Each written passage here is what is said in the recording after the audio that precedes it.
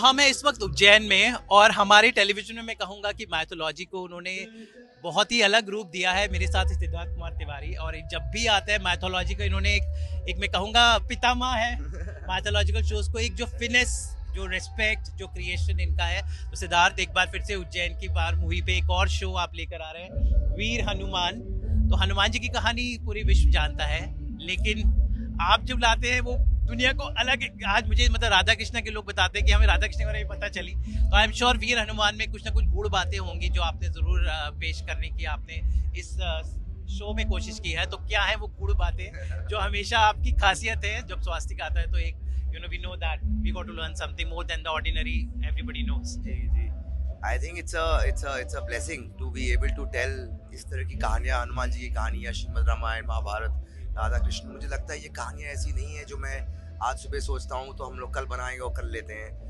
हम लोग उस पर रिसर्च करते हैं, समझने की कोशिश करते हैं कि आज के दौर पे मुझे हमेशा लगता है कि हर 10 साल में एक नई महाभारत आनी चाहिए, एक नए तरीके से नए लोगों को। एक जनरेशन हमारे कंट्री में बड़ी हो रही है, हमारा माहौल चेंज हो रहा है, टेक्नोलॉजी चेंज हो रही है, देखने का तरीका चेंज हो रहा है। So I feel that in कहानियों को मैं आज के दौर पे किस तरीके से प्रेजेंट करूँ, किस तरीके से आज के दौर के बच्चों को, फैमिलीज़ को, इतनी डीप रूटेड मैसेजिंग है हमारे इन ग्रंथों में, इन टेक्स्ट में, कि मैं उसे कैसे लेके आऊँ। सबसे पहला शुरुआत होती है कि उसके अंदर के भावों को समझना, और हम किस तरीके से आज के दौर पे उसे इंटरप्रेट कर रहे हैं। जो स्वास्थ्य की खासियत होती है जो हम करते हैं, क्योंकि हमें ये अच्छा लगता है करना, हमें मज़ा आता है ये करने में। तो इसमें भी एक नई तरीके से हम हनुमान जी की कहानी लेके आ रहे हैं कि आजकल के बच्चों पे अगर हम देखा जाए तो हम सब, मेरे बच्चे भी, हम सब सिर्फ अपने बारे में, हम सब भी वैसे ही बड़े हुए, ऐसे एक किरदार है जो कभी अपने बारे में सोचा ही नहीं, सबसे शक्तिशाली पर कभी अपने लिए यूज़ किया ही नहीं। जो चाहे मिल सकता था पर कभी राजा बने ही नहीं। अभी वो बहुत कहते हैं कि अयोध्या एक कोतवाल है, बट भक्ति, loyalty, faith, belief, power, India's first super hero. I think that there is so much to learn from Hanuman ji overall. तो वही थॉट के साथ में हम एक नई तरीके से हनुमान जी की कहानी लेके आ रहे हैं। तो हर बार की तरह details, I think that is where we focus. So हम कोशिश कर रहे हैं बहुत अच्छे से प्रेजेंट करने की। बाल कलाकार के रूप में आप शुरुआत कर रहे हैं, बाल हनुमान की कहानी से शुरुआत होगी। तो अध्याय किस तरह के हैं, कौन कौन से ऐसे मतलब चैप्टर्स हमें देखने को मिलेंगे आगे? जैसे अगर आप देखेंगे कि ये अगर मैं एक इसे, क्योंकि मैं इसे हिस्ट्री कहता हूँ, मैं इसे दिवाली सेलिब्रेट करते हुए उसे माइथोलॉजी नहीं मानता ना। हम अभी होली मनाएंगे और हम बोलेंगे कि ये माइथोलॉजी है।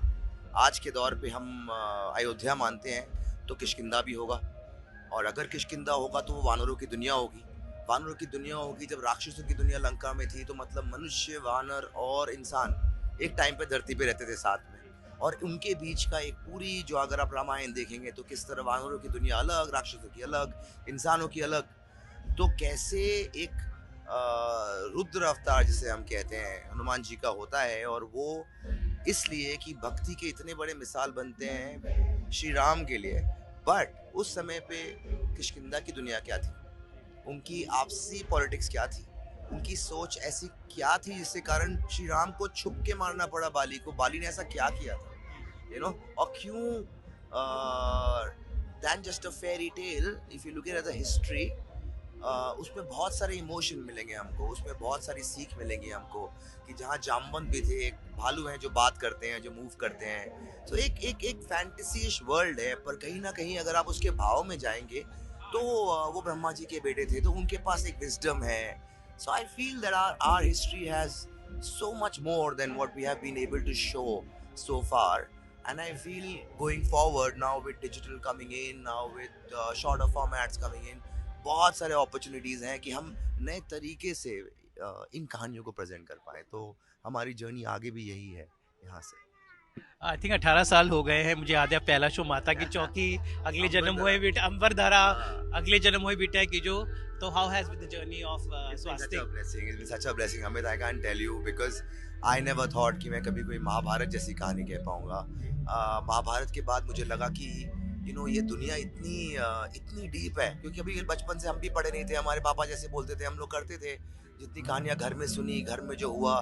But I felt the need to get into this universe and get into this world तो उस टाइम से एक के बाद एक मैं इन कहानियों को कहता हूँ, बिकॉज इसमें वर्ल्ड भी आप सोचते हो, आप इन कहानियों को पढ़ते हो, उससे आप कुछ सीखते हो कि कहानियाँ कैसे कहते हैं। अगर मैं महाभारत की कहानी कह रहा हूँ, फिर मैं रामायण की कहानी कह रहा हूँ, मैं राधा कृष्ण भी कह रहा हूँ, मैं पोरस भी कह रहा हूँ, तो मुझे as a story teller, because मैं यहाँ इसलिए नहीं आया था कि मैं कोई बिजनेस करूँगा, मैं यहाँ इसलिए आया था कि मैं कहानियाँ कहूँगा। तो वो मेरे लिए बहुत अच्छा है, एंड आई थिंक दैट मेरे जैसे कलकत्ते के छोटे से बच्चा जिसके पापा एक टीचर हैं और वो अपने सपने लेके मुंबई आता है और कोशिश करते करते हुए एक अपना एक ऐसा रास्ता बनता है जो बहुत ही मुझे ग्रैटिट्यूड लगता है, मुझे ब्लेसिंग लगती है कि मैं आज यहाँ तक पहुँच पाया हूँ।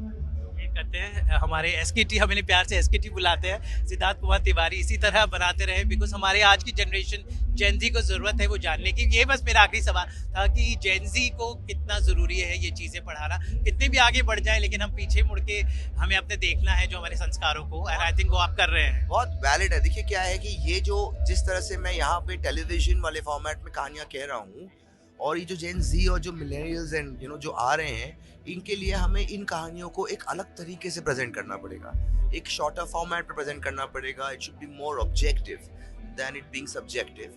एंड टेक्नोलॉजी ने क्या किया है कि जो पहले एक टेलीविजन सेट पे सारे लोग एक ही चीज़ देखते थे, अब ज़रूरी नहीं सबको एक चीज़ देखें। तो अब क्या होगा कि ये कहानियाँ तो हम OTT पे और हमने स्वास्तिक का अपना YouTube चैनल स्टार्ट किया, we reach more than 9 million subscribers now. हम वहाँ पे भी ओरिजिनल्स, हम नए तरीके से स्वास्तिक की एक नई जर्नी इस साल से शुरू होगी कि हम अलग अलग मीडियम्स में इन कहानियों को अलग अलग तरीके से इंटरप्रेट किए। That I think would be a very interesting thing. That's interesting. 2025 में I think lots of offering from Swastik. All the best, Siddharth. You always rock, and all the best for Veer Hanuman. Thank you so बोलो much. आप बजरंगबली की जय। जय।